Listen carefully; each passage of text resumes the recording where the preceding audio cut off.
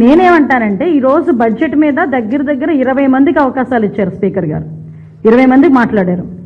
నిజంగా ఆయన ఎమ్మెల్యే కదా, ఆయనకు హక్కు ఉంది కదా.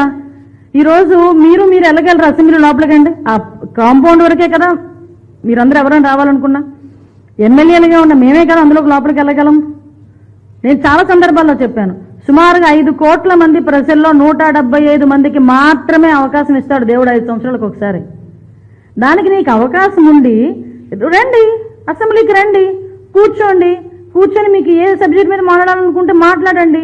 ఈరోజు 20 మంది సభ్యులకి ఇచ్చాము, మీరు ఒకరు మాకు ఎక్కువైపోతారా? లేదా మీరు 11 మంది మాకు ఎక్కువైపోతారా? రేపు ఇంకొక 40 మంది 50 మంది మాట్లాడండి వచ్చి. అంతే తప్పించి ఇంట్లో కూర్చొని విమర్శలు చేస్తాం, ఇంట్లో కూర్చొని వీడియోలు వేసుకుంటామంటే ఎలా అవుతుంది?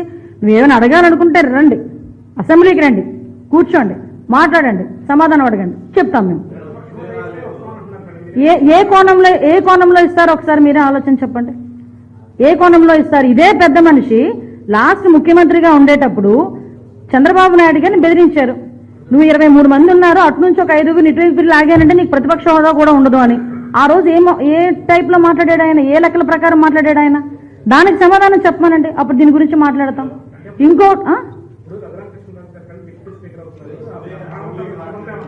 విషయం ఏంటంటే మీరు మానవతా దృక్పథం అన్నారు, మాకు మానవతా దృక్పథం కాదు, యాజ్ పర్ రూల్ 2 బాబోయ్ అంటున్నాం.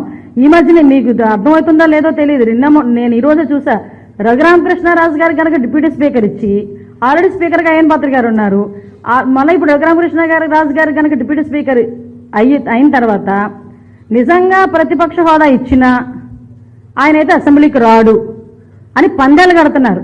ఎన్ని రూపాయలకో తెలుసా? 11 రూపాయలకి.